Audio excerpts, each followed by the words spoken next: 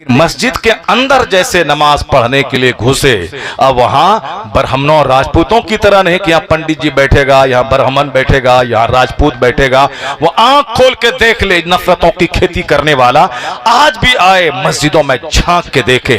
अगर पहली सफ में कोई मजदूरी करने वाले का बच्चा अगर बैठ गया और पठान और शेख और सैयद साहब लास्ट में आए हैं, तो जहां सारे मुसलमानों की चप्पल खुली है वहीं पे तौलिया बिछा के जमात में शरीक हो जाते हैं। अगली सफ में मजदूर बैठा हुआ है, कोई किसी की नानी मरे जो उसको उठा दे, यहां से उठो, जबरदस्ती कोई करता है, उसका कोई जवाब नहीं है, मगर कोई किसी को उठा नहीं सकता है। मस्जिद में जो जहां बैठ जाए वही उसकी जगह है। वहां शेख पठान पीछे हैं, नदाफ अंसारी आगे बैठे हैं, काला मजदूर आगे बैठे हैं और शेख पठान पीछे बैठे हैं। ये देख ले, आपका सीना भले ना हिले, चूंकि नफरत का चश्मा तुमने आंख में लगा लिया है, इसलिए नमाज, मस्जिद, मदारिस व मसाजिद की अहमियत तुमको समझ में नहीं आती है। लेकिन जिसको, जो अहले तहकीक है, जो अहले फिक्र है, जो पढ़ा लिखा आदमी है, उसकी जबानी सुनिए। एक पढ़ा लिखा शख्स बोलता, I have been struck over again and again to see this indivisible unity of Islam. When the azan is sounded, the worshippers are gathered, the peasant and the king stand side by side together. The best embodiment of democracy can be seen 5 times a day in the mosque. यानी एक गैर मुस्लिम हिंदू पढ़ी लिखी औरत कहती है, मैं जब मुसलमानों की मस्जिदों में अमीर, गरीब, किसान और बादशाह सबको एक सफ में खड़ा देखती हूँ तो मैं हैरत में पड़ जाती हूँ कि 5 वक्त मुसलमानों की मस्जिदों में जमहूरियत का शानदार नमूना देखने को मिल जाता है। अमीरी गरीबी का सारा फर्क मिट जाता है कि बादशाह भी और किसान भी एक साथ मिलकर खड़े होते हैं। The best embodiment of democracy, प्रजातंत्र, डेमोक्रेसी, जमहूरियत का शानदार नमूना 5 वक्त मस्जिदों में देखने को मिल जाता है। अमीरी गरीबी का सारा फर्क मस्जिद में मिट जाता है, काले और गोरे का सारा फर्क मस्जिद में मिट जाता है। सरोजनी नायडू कहती हैं, I have been struck over, मैं तो हैरत में पड़ जाती हूँ जब मस्जिदों में इस्लाम का खूबसूरत निज़ाम में देखती हूँ कि एक सफ में खड़े हो गए महमूद व अयाज, न कोई बंदा रहा न कोई बंदा नवाज। यहाँ मस्जिद में जैसे सब लोग एक हो गए, सारे काले गोरे, शेख, पठान, सैयद सब एक सफ में खड़े हो गए। काश मस्जिद से बाहर भी अगर मुसलमान इसी तरह यूनाइट रहें, इसी तरह मुत्तहिद रहें, तो दुनिया की कोई ताकत इसको हरा नहीं पाएगी। हर महाज पे मुसलमान ही फतहयाब और कामरान रहेंगे अगर मस्जिद की तरह शीशा पिलाई हुई दीवार की तरह मजबूत और मरबूत और मुनज़्ज़म ऑर्गेनाइज मस्जिद से बाहर भी रहें, मगर अंदर तो अच्छे रहे, सब मिल के खड़े हो गए। लेकिन जैसे ही मस्जिद से बाहर निकले कि मैं शेख हूँ, मैं पैठान के यहाँ ब्याह नहीं करूँगा, मैं पैठान हूँ, मैं शेख को बेटी नहीं दूंगा, मैं अंसारी हूँ, मैं मंसूरी को बेटी नहीं दूंगा, मैं मंसूरी हूं, मैं अंसारी को वोट नहीं करूंगा, मैं फकीर हूं, मैं सैयद को वोट नहीं करूंगा। मस्जिद के अंदर जैसे सब एक हो गए, काश उसी तरह इत्तेहाद मस्जिद से बाहर भी हो जाए कि कब्रिस्तान में शेख, पठान, सैयद सबका मुर्दा दफन होगा, कब्रिस्तान में एक, ईदगाह में एक, मस्जिद में एक। काश समाज में हर मौके पर मुसलमान एक हो जाएं, कोई आपस में इख्तलाफ न रहे, अल्लाह के नाम पे एक, रसूल पाक के नाम पे एक, गौसे पाक के नाम पे एक, आला हजरत के नाम पे एक हो जाएं। तो जब सब एक हो जाएं तो याद रखिए, न अमेरिका का ट्रंप कुछ बिगाड़ पाएगा, न साहब इसराइल का नेतन्याहू कुछ बिगाड़ पाएगा। जिस तरह मुट्ठी भर मुसलमान अरब से निकले सारे आलम पे छा गए, ईरान पे छा गए, रोम पे छा गए, हिंदुस्तान में मोहम्मद इब्ने कासिम अपने चंद साथी के साथ आए थे, 2.5 लाख राजा ताहिर की फौज पे गालिब आ गए। 1000 साल तक हिंदुस्तान की सरजमीन पे इस्लामी मुसलमानों का सत्ता रहा, उनका दबदबा रहा। जब ये यूनाइट थे, जब ये मुत्तहिद थे, जब ये मुस्तफ़ा के गुलाम थे, जब कुरान हदीस पर अमल करते थे तो जन्नत तो मरने के बाद मिलेगी, हुकूमत यहाँ मिली, खिलाफत यहाँ मिली, सल्तनत यहाँ मिली। वही अरब का बकरी चराने वाला जिसके पास बकरियां थी, जो बकरियां चराते थे, ऊंट चराते थे, एक खजूर खा के जिंदगी गुजारते थे, वो साहब खाना बदोश थे, अपने घर को अपने कांधा पे लेके चलते थे, लेकिन दिमाग में एक जुनून था इस्लाम की खिदमत का, दीन की खिदमत का, कुरान पे अमल करने का, हदीस पर अमल करने का। यही जुनून लेकर वह लोग मदीना से निकल गए। कहां गए? रूम चले गए, कुस्तुनतुनिया चले गए, हिंदुस्तान की तरफ आ गए। अल्लाह ने कुस्तुनतुनिया उसके हवाले कर दिया, रूम उसके हवाले कर दिया, हिंदुस्तान उसके हवाले कर दिया।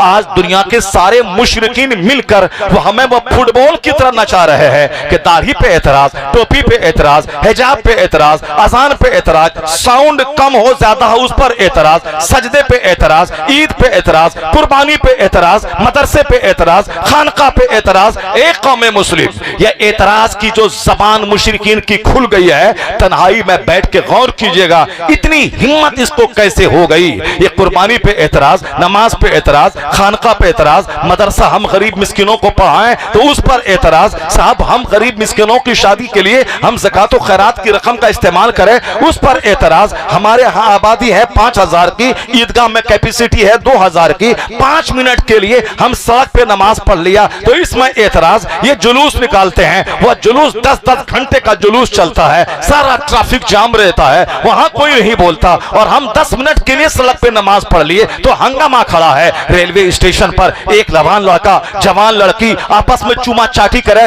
कोई पुलिस वाले की नानी मरे उसको मना करे कि यह प्लेटफॉर्म है, सार्वजनिक स्थान है, यहां ऐसा नहीं करना है। अगर लड़का बोले ये मेरी बीवी है तो जाके होटल ले ले, अपने घर में चला जा, ये सार्वजनिक स्थान में ऐसा काम मत कर, दूसरों का दिमाग खराब होगा। वहां कोई नहीं बोलता, कहता चलो मियां बीवी हैं, एंजॉय कर रहे हैं। उसी जगह मैं 2 मिनट के लिए नमाज पढ़ता हूं तो पुलिस वाला दंदना के आके बोलता है ये सार्वजनिक स्थान है, ये नमाज पढ़ने की जगह नहीं है, ये सार्वजनिक स्थान है। तो चुमा चाटी करें ठीक है, शराब पिए ठीक है, ताड़ी पिए ठीक है, और सजदा करें तो सार्वजनिक स्थान है। क्या खोपड़ी खराब हो गई इसकी। ये हमें परेशान कर रहे हैं, हमें तकलीफ पहुंचा रहे हैं। हमें ना उससे लड़ना है ना झगड़ना है, गरीबान में झांक के देखना है कि ये दिन आया क्यों, ये वक्त आया क्यों, उनका हौसला बढ़ा क्यों। तो वो अरब के मुट्ठी भर लोग हिंदुस्तान पे छा गए, रोम पे छा गए, ईरान पे छा गए, सारी दुनिया में छा गए, और आज हम 200 करोड़ की तादाद में रहने के बावजूद काफिरों के पांव का खिलौना बने हुए हैं। वो एतराज कर रहा है। तो बात वही है, पहले एक जुनून था, हमें कुरान की तालीम फैलाना है, हमें सुन्नतों का पैगाम आम करना है,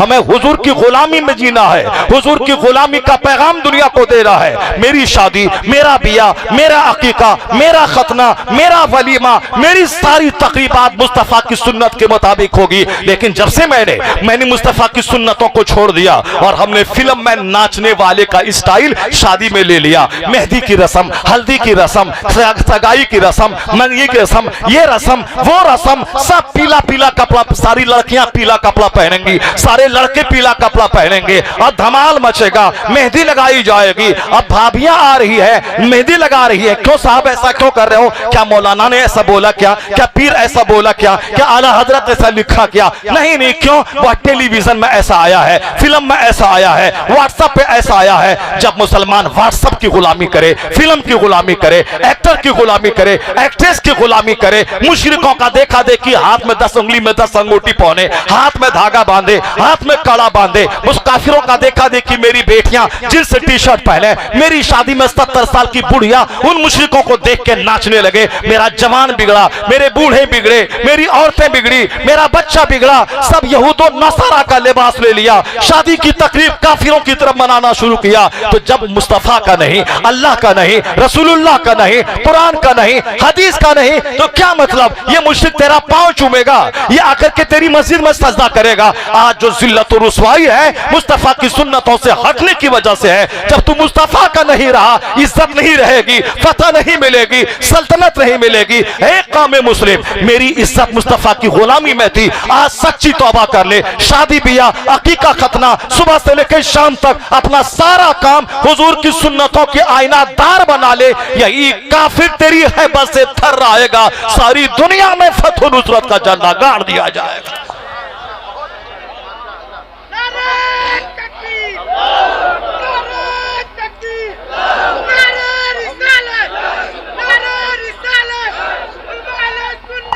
की मोहम्मद से वफा तूने तो हम तेरे हैं, ये जहां चीज है क्या लौहो कलम तेरे हैं। हम कुफार और मुशरिकीन की पैरवी करके जलील हो गए। सामने रमेश खड़ा है, सामने अब्दुल्ला खड़ा है। रमेश भी जीन्स और टी शर्ट पहने हुआ है, रमेश भी हाथ में धागा और कड़ा बंधे हुआ है, और अब्दुल्ला भी हाथ में कड़ा और धागा बांधे हुआ है और जीन्स और टी शर्ट पहने हुआ है। रमेश का बाल भी चारों तरफ से मुंडा हुआ बीच में मुर्ग की चोंच की तरह है, और अब्दुल्ला का बाल भी वैसे ही है। और रमेश भी 24 घंटे मुंह में गुटखा दबाए हुआ है, और अब्दुल्ला भी 24 घंटे मुंह में गुटखा दबाए हुआ है। जलसे में भी बैठ के गुटखा दबा रहा है, और साहब मस्जिद में भी जुमा के दिन गुटखा दबा के गया है। अब वहां से जैसे निकला फौरन फट से पुड़िया फाड़ा और डाल दिया। ये काजू नहीं खाता है, ये किशमिश नहीं खाता है, बल्कि ये हमेशा 100 पुड़िया रोजाना सुबह से शाम तक खाता है। मुंह का कैंसर हो रहा है, मुंह से पाखाने की तरफ बदबू आ रही है, और उसके बावजूद क्या नशा है, क्या लत है जो पुड़िया छोड़ा नहीं जाता है। अल्हम्दुलिल्लाह मेरी उम्र अभी 55 प्लस हो गई, मैं पुड़िया नहीं खाता हूँ, मैं सिगरेट नहीं पीता हूँ, मैं बीड़ी नहीं पीता हूँ, पान तक नहीं खाता हूँ। तो क्या मतलब मेरी आवाज़ बैठ रही है क्या? अभी 6 महीने पहले अटैक आया था, और हमारे बम्बई में एक मौलाना मसूद साहब रहते हैं, वो कहने लगे कि आपका अटैक भी झूठा है। हमारे समधी बोलने लगे आपका शुगर भी झूठा है। हमको शुगर है तो हम साहब हाथ कांपता है, और आपको शुगर है 10 साल से तो आप दंदनाते हुए सफ़र कर रहे हैं, और रात में न सोने का ठिकाना न खाने का ठिकाना, और साहब पूरे हिंदुस्तान का सीढ़ी में दौड़ के ऊपर चढ़ रहे हैं। और हमारे मोहल्ले में एक आदमी को अटैक आया, स्टेंट लगा, तो वो बिल्कुल ये नहीं खाना वो नहीं खाना, ये करना वो करना, बुझा से रहना, चेहरा बिल्कुल मायूस रहना, कब मर जाएंगे, अटैक आ गया, दोबारा अटैक आ जाएगा। और आप 1 महीना ठीक से आराम नहीं किया, फिर पूरे हिंदुस्तान का सफ़र शुरू कर दिया आपने, और फिर साहब आपने उसी रंग में खिताब करना शुरू किया, आपका अटैक भी झूठा है।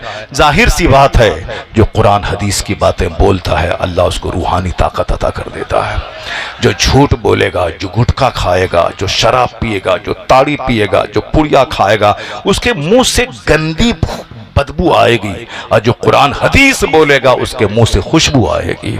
जो कुरान हदीस पढ़ेगा उसके जिस्म से खुशबू आएगी। जो कुरान हदीस घर में पढ़ेगा, कुरान पढ़ेगा, घर में कम कमाई में बरकतें होंगी। औरतें अगर कुरान पढ़ेंगी तो फिर उस घर से किसी लुच्चे कुफार और मुशरिकीन की बुरी निगाह पड़ के वहां से कोई भागेगी नहीं, बल्कि उस घर की इज्जत व हया की वजह से उस घर की औरतें कुतुब अब्दाल जन्म देंगी, जिससे समाज में इंकलाब पैदा होगा। कोई अमिताभ का गुलाम नहीं, सलाहुद्दीन अय्यूबी का गुलाम पैदा होगा। ए मेरी कौम, कुरान पढ़ो, कुरान का माहौल पैदा करो, ताकत मिलेगी। वरना सेब संतरा खाने के बाद भी हवा में उड़ोगे, अगर कुरान पाक पढ़ोगे तो रूहानी ताकत मिलेगी। उसके एक जिंदा मिसाल मैं हूं। कोई सिगरेट नहीं, कोई बीड़ी नहीं, कोई पान नहीं, कोई गुटखा नहीं। उसके बाद अभी इस हालत में भी रोजाना खिताब हो रहा है, 2-2, ढाई-ढाई, पौने घंटे, 1 घंटे, सवा घंटे, 1.5 घंटे रोजाना खिताब हो रहा है। इस अटैक के बावजूद आप ये जान लें कि गुटखा खाने से नींद नहीं भागती है। अगर आपको कम सोना है, जागना ज्यादा है, सुभान अल्लाह का विर्द करें, नींद भागेगी, सुकून मिल जाएगा। यह 10 तारीख, यह 10 दिन है जिलहिज्जा के, ये रमजान के बाद सबसे कीमती दिन है। ये 10 दिन, यह 10 दिन, एक रात जो जागेगा शबे कद्र की तरह उसको सवाब मिलेगा, और जो एक दिन का रोजा रखेगा 1 साल के रोजे का सवाब उसको मिलेगा। पिछले 1 साल के गुनाहों की माफी का परवाना उसको मिलेगा। यह रमजान के बाद सबसे कीमती अय्याम, यह बकरीद के जिलहिज्जा के 10 दिन है, 1 से लेकर 10 तारीख तक। अल्लाह तौफीक दे तो 9 रोजे, 9 तारीख तक सब रोजे रखें, नहीं तो कम से कम 9 तारीख के रोजे जरूर रखें। कम से कम 1 रात जरूर आप जागें। अगर आज आपकी नीयत अच्छी थी कि आज इबादत करनी है, तो ये आज की रात का अज्र, शबे कद्र के जागने का अज्र मिल जाएगा आपको। चूंकि आज वह कीमती रात है, इसलिए ताकत, रूहानी ताकत मिलती है कुरान की तिलावत से, आलिमों की सोहबत से, दीनी महफिलों से, नेक अमाल से। हम जलील हो गए इस बात से नहीं कि हुकूमत किसकी बन गई, वेस्ट बंगाल में इसकी गवर्नमेंट बन गई, वहां इसकी गवर्नमेंट बन गई, सर से लेके पांव तक बेनमाजी, और ये तबसरा कर रहा है किस पर कि वहां की गवर्नमेंट बदल गई। मैं कहता हूं ममता दीदी बने या अधिकारी जी बने या फला चौधरी जी बने या मायावती जी बने या अखिलेश जी बने या पंडित जी बने, आपका उससे क्या होने वाला है? आप कल मर जाएंगे, कब्र में सवाल होगा, माँ दीनों का, मन रब्बों का, माँ कुंत तकुल फी हक के हाजर रोजल। उत्तर प्रदेश अपनी जगह, सवाल वहां होगा, आपका अंजाम अपनी जगह। मरते वक्त तकलीफ होती है, 100 तलवार के मारने की जो तकलीफ होती है वह रूह निकलते वक्त तकलीफ होती है। वह तकलीफ आपको होगी, घर वाले नहीं शरीक रहेंगे। कब्र में आप के पास सवाल होगा, वहां आपने जो अखबार पढ़ा है, द टाइम्स ऑफ इंडिया और नवभारत टाइम्स, ये अखबार, वो अखबार, ये अखिलेश, ये मायावती, ये नीतीश, ये लालू, ये तेजस्वी, कोई कुछ काम नहीं आएगा। लालू अपनी जगह, तेजस्वी अपनी जगह, अखिलेश अपनी जगह, पंडित जी अपनी जगह, अमित शाह अपनी जगह, मोदी जी अपनी जगह। कब्र में सवाल होगा, माँ दीनों को तेरा दीन क्या है, तेरा रब कौन है, तू मुस्तफा के बारे में क्या कहता था? इसलिए एक कौम मुस्लिम तुम मुशरिकों की तरह सिर्फ सियासी अखबार पढ़ने नहीं पैदा हुआ है, और तुम जान ले कि हुकूमत देना अल्लाह का काम है, हुकूमत छीनना अल्लाह का काम है। क्योंकि कुरान कहता है, कुलिल्लाहुम्मा मालिकल मुल्क तुतिल मुल्क मन तशा व तंज़िउल मुल्क मिम्मन तशा व तुइस्सु मन तशा व तुज़िल्लु मन तशा बियदिकल खैर इन्नका अला कुल्लि शैइन कदीर। सारे बादशाहों का बादशाह है वह खुदा, जिसे चाहता है सल्तनत देता है और जिससे चाहता है छीन लेता है। तो इसकी बात माने कुरान की, तो हुकूमत देने वाला अल्लाह, हुकूमत छीनने वाला अल्लाह, सारी दुनिया चलाने वाला अल्लाह। अभी इस दुनिया में ट्रंप से लेके हिंदुस्तान का चपरासी तक 100 साल पहले कोई नहीं था, और 100 साल के बाद कोई नहीं रहेगा, सब मर जाएंगे। मगर दुनिया के बने हुए करोड़ों साल हो गए, इंसान की तारीख के 10,000 साल से ज्यादा हो गए आदम अलैहिस्सलाम के आए हुए। इन 10,000 सालों में न जाने कितने लोग जंग में मारे गए। सिर्फ 100 साल के भीतर first world war, second world war में 8 करोड़ से ज्यादा लोगों की हत्या हुई। सिर्फ हिटलर ने 70 लाख यहूदियों को जर्मनी में ज़ब्ह कर दिया। अभी 100 साल के भीतर की रिपोर्ट में बता रहा हूं, अभी 2, 4, 10, 50 लोग मारे गए तो आप परेशान है, ये क्या हो रहा है, अल्लाह कहां है, रसूलुल्लाह कहां है, गौसे पाक कहां है, ये सब तबसरा शुरू हो गया। ये मत बोलिए अल्लाह कहां है, ये मत बोलिए रसूलुल्लाह कहां है, ये मत बोलिए गौसे पाक कहां है, ये मत बोलिए गरीब नवाज कहां है, ये बोलिए कि आप कहां हैं, आपका लिबास कहां है, आपका कल्चर कहां है, आपकी तहजीब कहां है, आपका मुआशरा कहां है, आपकी सुबह कहां है, आपकी शाम कहां है। आपका सारा काम काफिरों जैसा। आप क्या चाहते हैं कि रहमत नासिल हो वलियों जैसी? नहीं होगा ऐसा। अल्लाह की जमीन, अल्लाह का आसमान, और काम सारा मुशरिकों और शैतान जैसा। और आप चाहते हैं कि जो दुआ करे वह दुआ अल्लाह कबूल करे, ऐसा नहीं होगा। हमारी आदतों, हमारी हरकतों, हमारी एक्टिविटी ने खुदा की रहमतों से हमको दूर कर दिया है। इसलिए ये मत बोले कि अल्लाह कहां है, अल्लाह शहे रख से ज्यादा करीब है। ये मत बोले मुस्तफा कहां है, मुस्तफा को अभी पुकारे, अभी मुस्तफा की रहमतुल लिल आलमीन आपका सहारा बन के आ जाएगी। ये मत बोले गौसे पाक कहां है, गौसे पाक तो माँ बाप से ज्यादा वो हमारी मदद को फौरी पहुंच जाते हैं। मगर गौसे पाक ये पूछेंगे कि तुम कहां है, रसूल पाक ये पूछेंगे तुम कहां है, खुदा ये कहेगा तुम कहां है, तुम सच्चा मोहम्मदी बन जा। खुदा की रहमत भी करीब है, मुस्तफा की आता भी करीब है। ये नहीं बोलते कि मुस्तफा हम कहां हैं, सिर्फ ये कहते हैं, ये नहीं बोलते कि हम कहां हैं, सिर्फ ये बोलते हैं कि खुदा की रहमत कहां है, मुस्तफा कहां है, गौसे पाक की करामत कहां है, फला कहां है, ये कहां है। नहीं, आप बोले आप कहां है। खुदा की रहमत तो आज भी है। दुनिया चलाने वाला अल्लाह है, सल्तनत देने वाला अल्लाह है, सल्तनत छीनने वाला अल्लाह है। तो जो काम अल्लाह का है वो अल्लाह कर रहा है। आपका काम क्या है? वमा खलक़तुल जिन्न वल इंस इल्ला लियअबुदून। हमने इंसान और जिन्नात को इबादत के लिए पैदा किया है। तो हमारा मकसद हयात खुदा की इबादत है। तो हम अपने मकसद की बात ही नहीं कर रहे हैं कि हम पैदा क्यों हुए हैं, मेरा मकसद हयात क्या है। अब बात है कि ममता दीदी क्यों आ गई, बात है कि नीतीश कुमार क्यों छोड़ के भाग गया, बात है कि पंडित जी कैसे भागेंगे, अखिलेश कैसे आएगा। यह तबसरा करना आपका आपका काम नहीं है। आपका काम सिर्फ इतना ही है कि एक वोट देना है, एक ऑनेस्ट, एक ईमानदार, एक हिंदुस्तान में तामीरी जहन रखने वाला एक आदमी को अपना वोट दे देना है। बाकी दुनिया चलाने वाला अल्लाह है। अल्लाह अगर चाहता है तो नमरूद को सल्तनत देता है, लेकिन जब नमरूद बगावत करे, खुदाई का दावा करे, तो अल्लाह 10, 20, 25 साल की छूट देता है। और उसके बाद जब पकड़ता है तो मामूली सा मच्छर भेजकर उसकी औकात याद दिला देता है, उसको तड़पा तड़पा के मार देता है। तो पता ये चला खुदा वही है जो नमरूद को सल्तनत देना भी जानता है, और अगर नमरूद हुकूमत का गलत इस्तेमाल करे तो उस नमरूद को मामूली मच्छर और मक्खी से तड़पा तड़पा के हिलाक करना भी जानता है। खुदा वो है जो फिरौन को हुकूमत देना जानता है, 400 साल की लंबी उम्र देना जानता है। लेकिन अगर फिरौन उस हुकूमत का गलत इस्तेमाल करे, खुदाई का दावा करे, 4 दिन नहीं, 14 साल नहीं, 24 साल नहीं, 400 साल, 400 ईयर्स, 400 साल अल्लाह ने फिरौन को सल्तनत दी। लेकिन जब फिरौन के दिमाग में कीड़ा काटा कि मैं खुदा हूं, लोगों से सजदा करवाने लगा और बनी इसराइल के बच्चों को मारना शुरू किया, औरतों को जिंदा छोड़ना शुरू किया और जुल्म अत्याचार शुरू किया। अल्लाह ने 400 साल की लंबी छूट देने के बाद फिरौन को समंदर में तड़पा तड़पा के डुबा के मार डाला। फिरौन की सड़ी हुई लाश आज भी मिस्र के म्यूजियम में मौजूद है।